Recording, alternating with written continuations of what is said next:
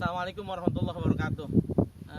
Sahabat pembelajar, di pertemuan ke-9 ini kita selesai menyelenggarakan ujian tengah semester. Ini hari Sabtu dan ini pekan terakhir minggu ke-9. Beberapa kelas sudah menyelesaikan ujian tengah semester mata kuliah filsafat hukum. Saya mencoba mereview ulang yang tadi sudah menjadi soal di dalam mata kuliah filsafat hukum untuk ujian tengah semester. Oke, yang pertama, pertanyaan pertama tadi berbicara tentang apakah filsafat hukum itu dan bagaimana hubungannya dengan filsafat umum. Saya ingin coba menjelaskan bahwa mata kuliah filsafat hukum ini sebagaimana yang kita pahami adalah mata kuliah pembulat studi bagi mahasiswa program ilmu hukum S1 yang baru saja menyelesaikan seluruh mata kuliah ilmu hukum yang bersifat normatif, pengantar ilmu hukum, hukum Indonesia, sistem hukum Indonesia maksudnya, lalu kemudian hukum pidana, perdata, tata usaha negara, tata negara, hukum internasional, hukum adat, hukum Islam, dan hukum acara, serta berbagai mata kuliah lainnya. Nah, di akhir program studi ini, di semester 6 dan 7 biasanya ditawarkan di berbagai fakultas filsafat ilmu hukum dan etika profesi hukum. Di filsafat hukum ini saya mengatakan bahwa filsafat hukum adalah mata kuliah pembulat studi. Maksudnya sudah selesai semua mata kuliah baik yang bersifat dogmatik itu atau normatif atau disiplin ilmu hukum lain termasuk sejarah hukum, politik hukum, antropologi, sosiologi hukum, antropologi hukum, logika hukum, dan sebagainya. Itu kemudian dibulatkan. Apa sih filsafat hukum itu? Filsafat hukum itu bagian dari filsafat umum. Karena dia bagian dari filsafat umum, maka filsafat hukum saya memberikan definisi operasional upaya merenung-renung seorang pemikir hukum mengenai asal mula hukum, kemudian fungsi hukum, tujuan hukum. Karenanya definisi lain juga menyebutkan bahwa filsafat hukum itu adalah filsafat yang objeknya khusus tentang hukum. Itu kira-kira. Lalu bagaimana kaitannya antara filsafat hukum dengan filsafat umum? Tadi sudah saya sampaikan bahwa filsafat hukum itu adalah filsafat yang objeknya khusus tentang hukum. Sementara filsafat hukum sendiri, saya memberikan makna filsafat itu adalah ikhtiar seorang pemikir untuk mengkaji tentang diri dan lingkungannya sebagai ikhtiar menjadikan bumi tempat yang lebih layak untuk didiami. Dan filsafat itu punya prasyarat. Pertama, dia harus metodologisnya jelas, metodenya, lalu harus sistematis, kemudian juga ciri yang utamanya adalah hasilnya bersifat universal. Nah, kemudian juga dia harus sistematis, mendalam, universal, kemudian metodologis sebagai upaya atau ikhtiar untuk menjadikan alam tempat yang lebih layak untuk didiami.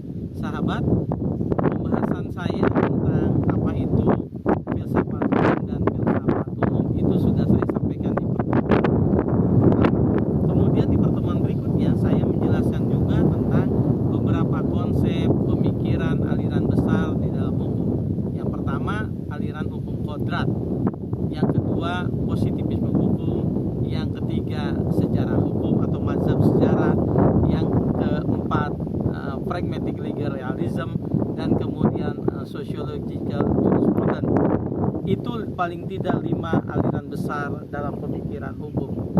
Saya bahas satu demi satu, tetapi di tengah semester ini yang kita bahas 2 pemikiran besar. Kita bahas dulu yang pertama, yaitu filsafat atau aliran filsafat hukum alam. Hukum alam atau natural law bicara tentang hukum alam, atau saya menerjemahkan sebagai hukum kodrat, Dia sebetulnya bukan sistem hukum, tetapi dia gagasan. Gagasan yang menyebutkan bahwa hukum itu ada di mana saja dan kapan saja. Sumbernya adalah gagasan yang berasal baik dari rasio manusia atau dari rasio Tuhan. Jadi hukum alam itu ada dua besar, yang bersumber dari pemikiran rasional manusia atau yang bersumber pada ketuhanan. Pemikiran ini ada dua besar. Satu misalnya yang berdasarkan rasio Tuhan, ada pandangan dari Thomas Van Aquinas, itu salah satunya. Lalu pandangan Socrates, Plato, dan Aristoteles serta Thomas Hobbes itu adalah gagasan hukum kodrat yang berasal dari rasio manusia. Sumber hukum kodrat itu adalah moralitas. Moralitas itu tunggal, bersifat universal. Hukum kodrat, gagasan, ide yang menyatakan hukum itu ada di mana-mana dan kapan saja. Salah satunya misalnya pandangan Thomas Aquinas yang berdasarkan sumbernya itu rasio ketuhanan. Ia mengatakan bahwa sumber hukum yang utama itu lex aeterna yang berasal dari Tuhan, lalu lex divina melalui Rohul Kudus, melalui pewahyuan begitu diturunkan. Lalu kemudian ada hukum level yang ketiga yang berlaku universal, lalu ada yang bersifat positifis untuk beberapa daerah-daerah atau wilayah-wilayah bangsa-bangsa tertentu, tetapi sumbernya tetap dari Tuhan. Sahabat, pengaruh hukum kodrat ini misalnya sampai ke Indonesia ketika kita menjadikan Pancasila dengan sila ketuhanannya sebagai sumber dari segala sumber hukum. Pemikir aliran hukum kodrat itu dari mulai Socrates, Plato, Aristoteles, Thomas Hobbes, kemudian juga pemikir-pemikir modern hingga sampai ke Indonesia, mereka yang berpandangan bahwa sumber dari segala sumber hukum itu Pancasila dan salah satunya adalah sila ketuhanan itu. Yang kedua positivisme hukum atau legal positivism.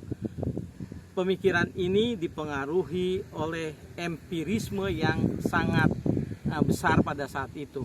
David Hume pemikir soal empirisme. Jadi yang tadi bicara soal gagasan besar yang berasal dari rasio manusia, yang kedua itu kaum empirisme mempengaruhi dunia pemikirannya pada saat itu, bahwa sesuatunya itu harus bersifat logik empiris. Tidak hanya logik katanya tapi empiris. Mengapa apel jatuh ke bawah dan seterusnya, itu salah satu contoh dari empirisme yang mempengaruhi. Terjadilah positivisme hukum di dalam pemikiran hukum. Legal positivism misalnya pemikiran-pemikiran yang mengatakan bahwa hukum itu adalah ciptaan penguasa. Hukum itu diciptakan oleh negara. Negaralah yang menciptakan hukum. Pandangan David Hume, empirisme itu mempengaruhi hukum, dan pemikir-pemikir hukum mengatakan hukum itu harus pasti, harus jelas, harus terlihat, harus nyata. Itulah positivisme hukum. Pemikir lainnya yang positivisme hukum diantaranya ketika mengatakan hukum itu adalah dia harus lepas dari pengaruh moral. Ya, hukum harus murni. Jadi teori pemikiran hukum murni dari Hans Kelsen salah satu contoh dari aliran pemikiran legal positivisme. Kemudian legal positivisme itu mempengaruhi pemikiran-pemikiran lainnya. Kenapa? Karena legal positivisme mengatakan hukum itu bersumber dari penguasa, bersumber dari negara, dibuat oleh negara, maka melahirkan legisme hukum. Hanya aturan yang tertulis oleh negara lah yang kemudian dipandang sebagai hukum. Itu salah satu bentuk dari pengaruh legal positivisme.